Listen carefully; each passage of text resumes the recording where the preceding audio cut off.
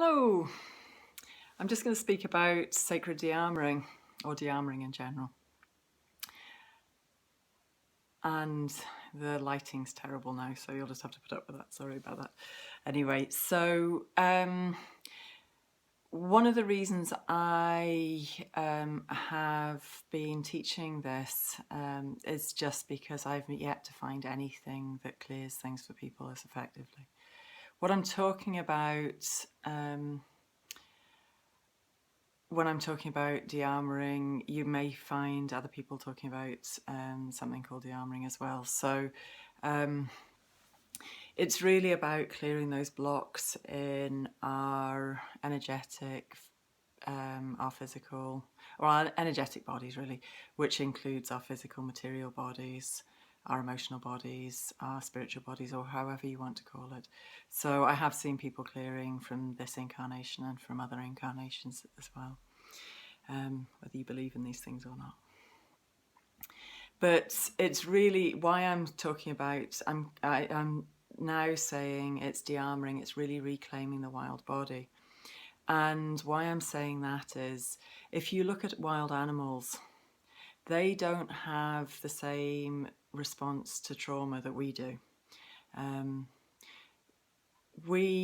Or even just, they don't have the same response to most experiences that we do. They don't harbour things, they don't hold on to things the same that we do, as we do.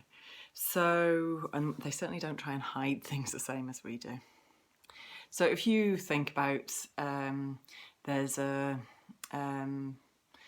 springbuck that's being it's grazing on an African plain somewhere, and a lion comes along and chases it. But this is a very quick springbuck, and it manages to outrun that lion. It'll wait till it's way out of range of that lion and it feels it's completely safe, and then it just shakes its body. It shakes all of that trauma out of its body, and then it goes off and it grazes, and it's like it's never had that traumatic experience. It doesn't keep rehashing the same story like we might do. If you think about a human having the similar experience of outrunning a lion, it's likely to be telling everybody for years to come, oh, well, you know, that day I managed to outrun a lion. Whoa, you know, I can still feel it. You know, I can still feel how it felt in my heart. I can still smell that lion's breath. Even as we domesticate animals, they tend to lose these instincts. But even dogs, apparently, if you see, I think I do remember seeing dogs doing this, but if you ever see dogs getting into a fight, if you leave them to their own processes, once they separate from each other, they'll just shake the trauma out of their bodies. So, and our own human bodies would do the same. If you've ever been in something like a car accident where basically your mind doesn't have time to click in, you'll often find that particularly your knees start shaking, or you may find the whole of your body starts going into shaking. That's a very, very normal trauma response, or post-trauma response. And it's basically your body just trying to get it out again.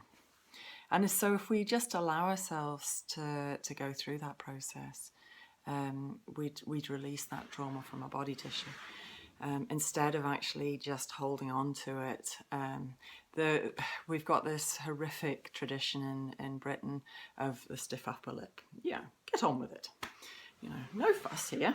We'll just put on a stiff upper lip and we'll just deal with it. You know, remember that we're British. It doesn't help us. So yes, de-armouring is a whole range of different techniques.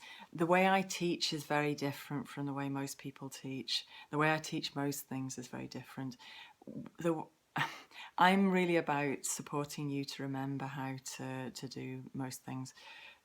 To me, there's no such thing as teaching or learning. It's really mostly about remembering. Because my sense is that we actually know how to do everything, and we know everything already, and it's just about bringing it back from remembering. So I'm not going to be teaching you particular techniques, although you may learn techniques, or you may believe you've learned techniques, but you've just remembered how to do it.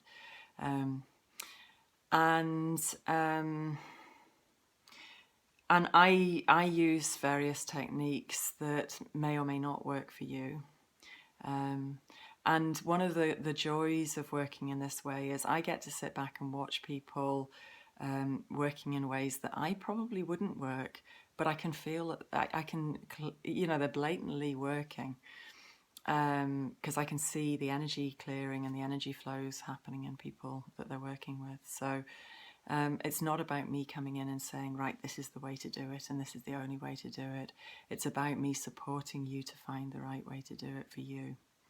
Okay, so you're going to come away from this workshop really feeling like you know how to do what you're doing, because it's going to be the natural way for you to work.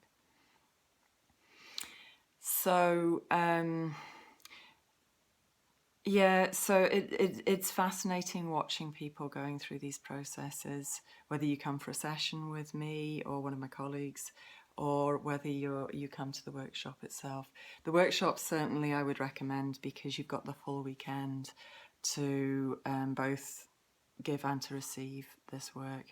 And de-armouring is fascinating because even in the giving you'll find that stuff starts shifting in your body. When I first started teaching this, I couldn't quite understand why people were falling asleep round about. They were actually processing themselves. So even when I'm doing demonstrations, people round about will tend to have stuff clearing from their own bodies. If they're holding similar trauma in their own bodies, then as it clears from the person receiving, as they watch, they'll start feeling it clearing from their own bodies. I've watched this before now when, for example, if I'm working with somebody who's carrying rape trauma, anybody else in the room who is also carrying rape trauma in their own bodies will find that it starts clearing in their bodies as well. So it's just an amazing space to be in. So I look forward to sharing this space with you and working with you in this way. And my next workshop, my next two workshops, the first one will be in Glastonbury over the weekend of the 18th and 19th of June. And that's the weekend just before the summer solstice. So it's an amazing time to be in Glastonbury. It's quite an interesting time. Glastonbury is always an interesting place to be. If anybody's not been there but knows a bit about it, it's said to be the site of Avalon and King Arthur and the Round Table and all of those stories. So there's certainly something about Glastonbury. When I was invited to go there, first of all, that was part of the reason I was going to be going at a different date on different dates. So it's been very interesting to see how it's actually been shifted round to be at the weekend of the summer solstice. And then the next time I'll be running the 2-day workshop will be over the weekend of the 30th and 31st in Newcastle, and that's my host there. My host in Glastonbury will be Berkeley Wild, and my host in Newcastle is Lisa, and I'll put details for contacting both of those two.